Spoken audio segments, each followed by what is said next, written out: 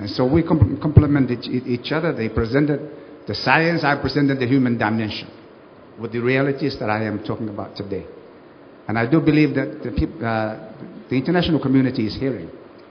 But I think we need to ask more. After hearing what is happening, is the international community ready to do anything about it? And I think this is what we'd like to be able to take to Copenhagen. All right. Need to ask more. We'll move on with that spirit. John Kufuor, your reflections on these critical issues of multiple stresses, the commonalities among countries, the threats, both direct and indirect. We are coming from what has been described as the third world, which immediately conveys the message that we are handicapped in many ways. Governance is still rudimentary. Institutions are very fragile. The people are poor. Mass unemployment, high illiteracy rates, diseases of all sorts around our part of the world, in the tropics. Migration, internal or regional migration, desertification around our area, also sea erosion. All these problems are there for our young governments, especially the elected ones. Where you are elected with a term of 4 years, on promises that a politician must make before the people would elect him.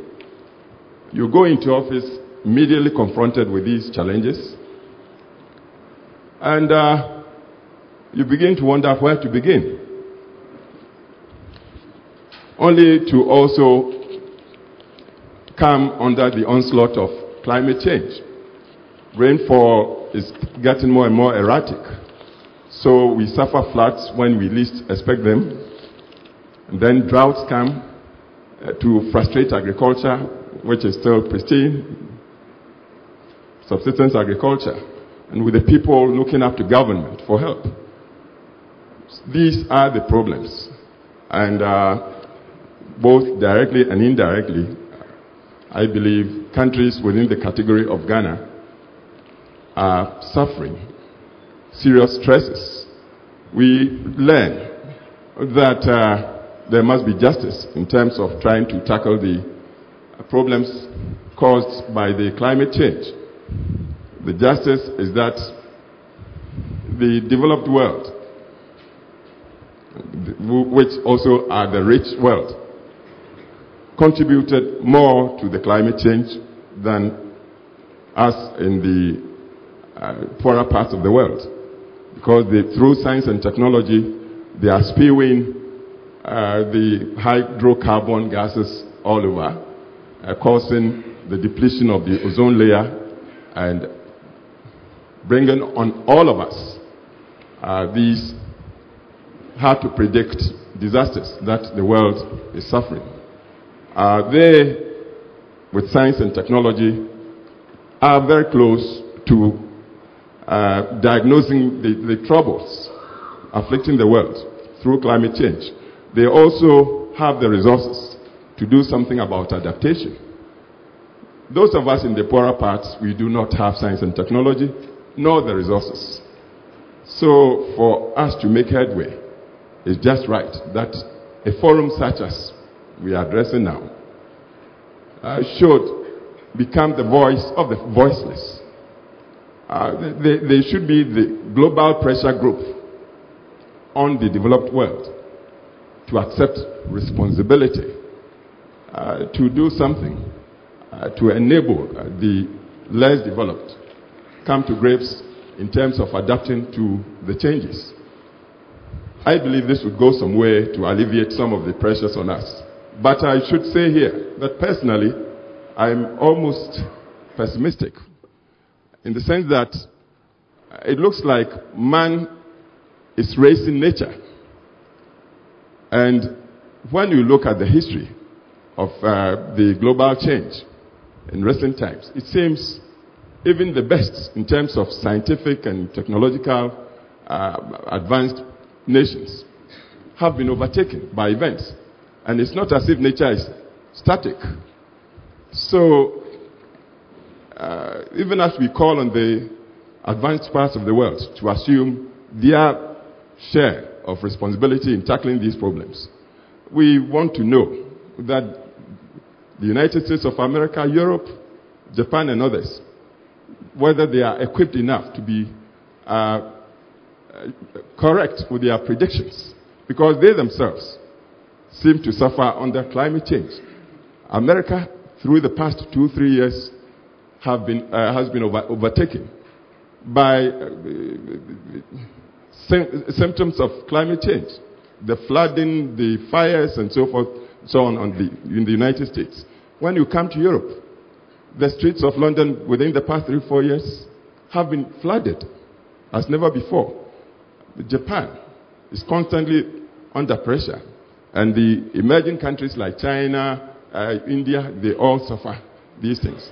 So I just wonder whether just using palliatives like predicting the weather would be enough, and even giving resources to smaller countries like Ghana to adapt would be enough. We want the advanced parts of the world to accept the leadership of the United Nations, especially with the UN framework conference on climate change, which should become a regulator on all of them, as well as the little countries, to accept their fair share of responsibility in the global effort to tackle climate change. And if we would have such an authority, then it wouldn't seem like necessary for, say, Ghana to appeal to some of the advanced parts of the countries to come to our aid in tackling this global problem, which, as the slogan goes, must be tackled globally. Do you have a clear view as to, particularly after the discussion in the last session, and also because of the Human Impact Report, about the correlation there is between climate change and the kind of social and other challenges in your country? How much did you see change in your 8 years as president? In other words, are you prepared to say there is a very direct correlation or not? Yes, I see a direct correlation in the sense that about 3 years ago in Ghana, we suffered some flooding that we couldn't predict.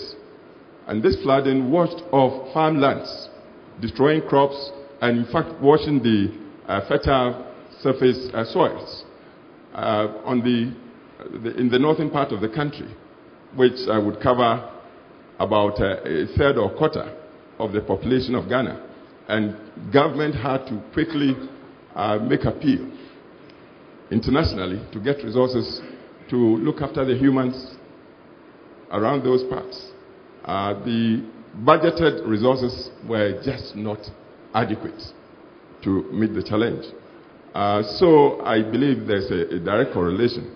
That flooding set back our planned programs as government, set back our planned programs quite considerably.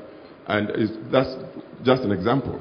But there are others I could tell you about with time. So there is a direct correlation. And the unpredictability of whether it's flooding or drought is something that governments are at a loss to come to grips with. Right. Senator Legarda, you come from a country which is plagued by multiple challenges, particularly on climate change, and you yourself are a special emissary for risk reduction as well. What's your assessment about nations at risk like your own, how much that voice is being heard and where the stresses are at the moment?